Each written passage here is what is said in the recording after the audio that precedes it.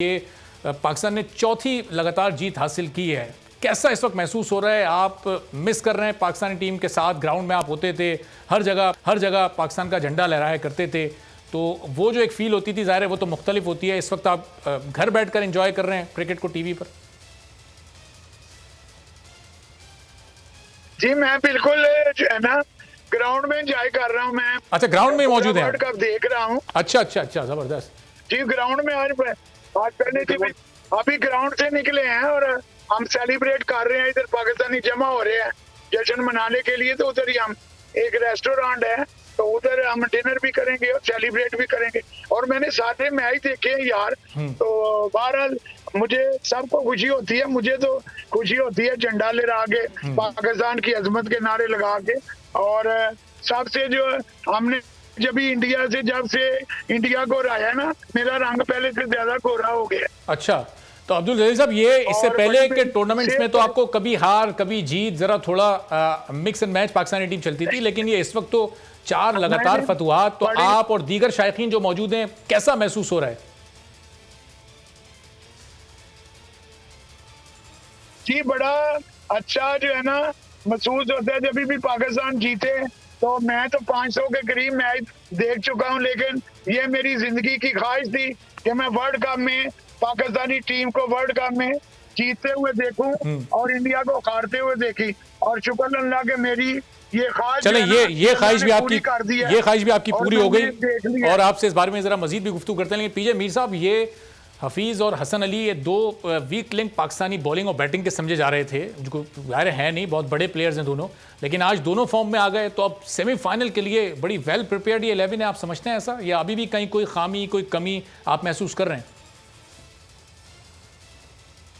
देखिए अरबाब, ये जो कई होते हैं बड़े सिनिकल क्रिटिक्स, उन्होंने कहा कि जी हफीज़ बिल्कुल पास्ट है कि नहीं खेल सकता, इसको चेंज करो। अगर आप दोनों इनिंग्स हफीज़ की देखें, वो जिस टाइम पे आया है उस टाइम पे उसने वही शॉट्स खेली हैं कि जो कि सिचुएशन डिमांड करती थी। और पहला कैच तो जो कॉन्वे ने पकड़ा है वो एक outstanding catch of his life time, in fact catch of T20-21 का।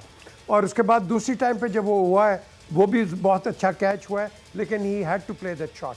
सो हफीज़ की एबिलिटी पे कोई डाउट ना करे।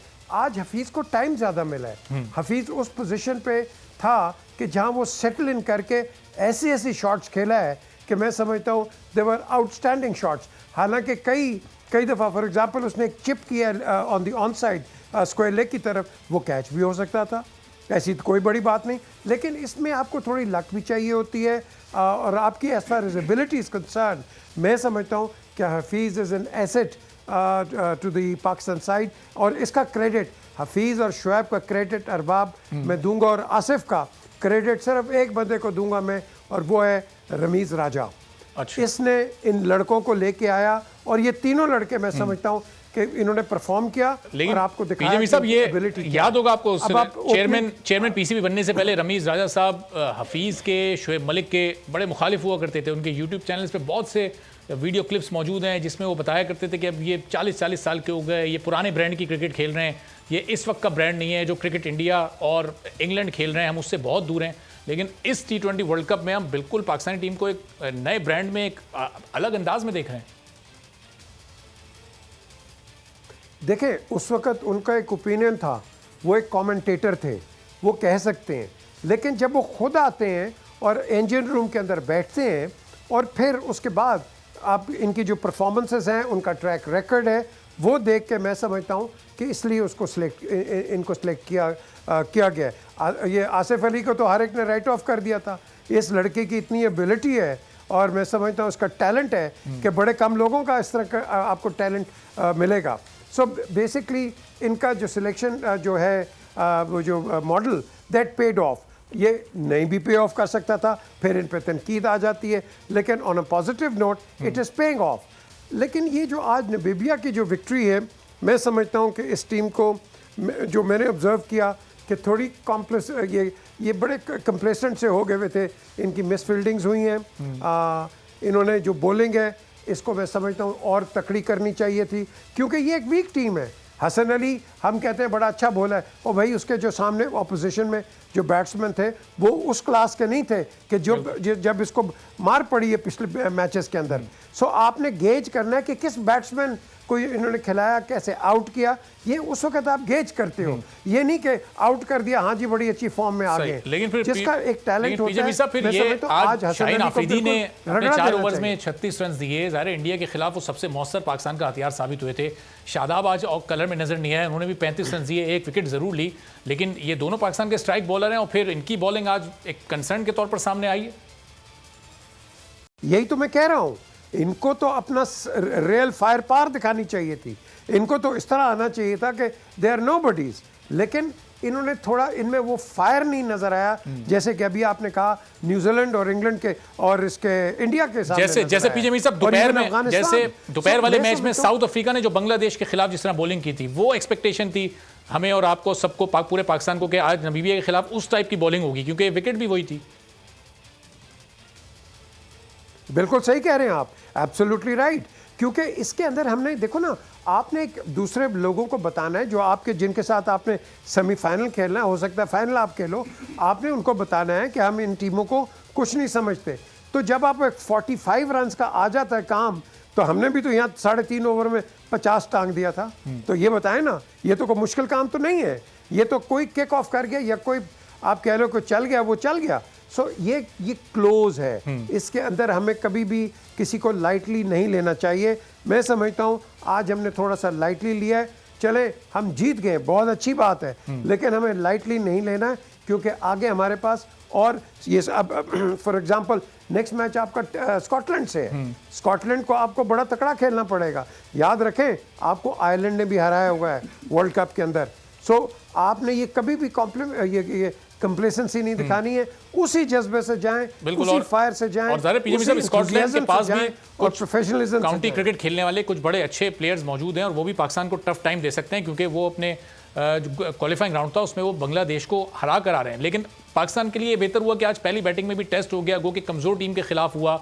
दूसरी इनिंग में पाकिस्तान ने उनको पकड़ लिया, 45 रन फतह और शिकस्त के दरमियान हाइल रहे, लेकिन ये एक अच्छा एक साइन हो गया, क्योंकि पाकिस्तान के सारे मैचेस एक तो शाम में, ये भी एक अजीब व गरीब सा ये शेड्यूल बना है कि पाकिस्तान और इंडिया के पांचों मैचेस शाम में, बकिया जितनी भी टीमें हैं वो दोपहर में भी खेल रही हैं, शाम में भी खेल रहे हैं, और दोपहर में ज़ाहिर कंडीशंस दोनों टीमों के लिए तकरीबन बराबर होती हैं। फिर शाम में दूसरी बैटिंग करती है उसके लिए बड़ा उसको एक फ़ायदा मिल जाता है, ड्यू फैक्टर आ जाता है, पिच भी थोड़ी और ईजी हो जाती है बैटिंग के लिए। तो ये आईसीसी को भी थोड़ा सोचना चाहिए इस तरह के ड्रॉज निकालते हुए। देखो सबसे पहले तो आईसीसी को सोचना चाहिए कि दुनिया की 2 टॉप टीमें इंडिया और पाकिस्तान, जिसके सबसे ज़्यादा फॉलोअर्स हैं, हिंदुस्तान से भी आते हैं, पाकिस्तान से भी आते हैं, बरतानिया से आते हैं, हर जगह से इसके फॉलोअर्स आते हैं। यार आपने दोनों को, टॉप टीम्स को आपने एक ग्रुप में डाला हुआ है, और भाई उनको दूसरे ग्रुप में डालो, ताकि एक तो क्रिकेट इंटरेस्ट क्रिएट हो, और दूसरा आपकी फ़ैन फॉलोइंग देखे दोनों टीमों की कितनी है। ठीक है हमने इंडिया को हरा दिया, नो इशू, हम भी हार सकते थे, ये कोई बड़ी बात नहीं है, but at the end of the day आपने लोकल कंडीशंस को देके, लोकल फॉलोइंग को देके आपने कम से कम इस तरह भी करना चाहिए था ना। आई थिंक ये इन्होंने एक ब्लंडर मारा है। ज़रा पीजे साहब, ये जब एक ही तरह की कंडीशंस में मैच खेलना हो और उसमें भी एक टीम को जब एक दूसरी बैटिंग करते हुए थोड़ा एज भी हासिल हो, तो उसमें टॉस की भी बड़ी इंपॉर्टेंस हो जाती है।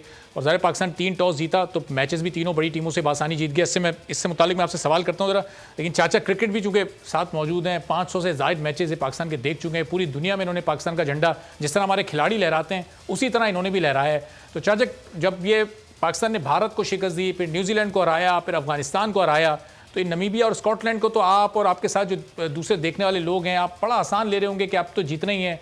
क्या समझ रहे हैं, टीम ये वर्ल्ड कप का फाइनल जीतने में कामयाब हो जाएगी और फाइनल में फिर पाकिस्तान का झंडा लहराएंगे आप? जी बिल्कुल जी, मैं पाकिस्तान का झंडा, मुझे 52 साल हो गए हैं मैच देखते हुए, 25 साल हो गए हैं ये परचम का ड्रेस पहने हुए। जब तक मेरी जिंदगी बाकी है, इस ज्यादा सेहत तंदुरुस्ती रही, तो चाचा क्रिकेट कौमी परचम लहराता रहेगा और पाकिस्तान की अजमत के नारे लगाता रहेगा।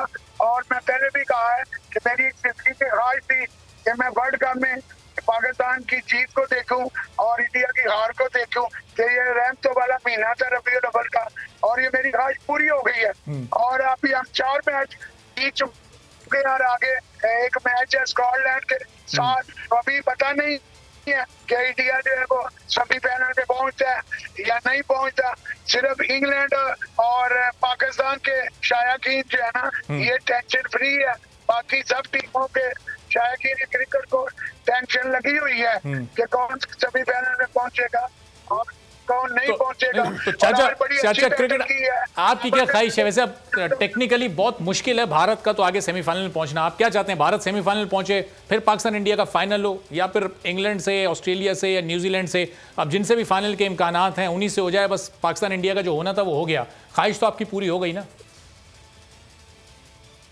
जी मैंने तो पहले कहा है कि जब पाकिस्तान और इंग्लैंड जो है ना ये तो क्वालीफाई कर चुके हैं, बाकी दौड़ लगी हुई है सब टीमों की। और फेवरेट टीमें जो है ना इस वक्त वर्ल्ड कप के लिए पाकिस्तान और इंग्लैंड की टीमों को फेवरेट समझा जा। बाकी जब सेमीफाइनल और फाइनल के मुकाबले होंगे तो वो एक सख्त जंग होती है और लक भी जो काम करती है।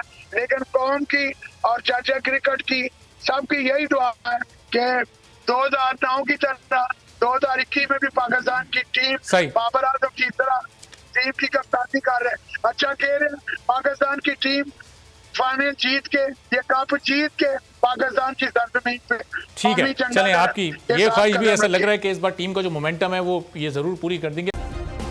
सब्सक्राइब करें और बेल दबाएं ताकि कोई खबर रह न जाए।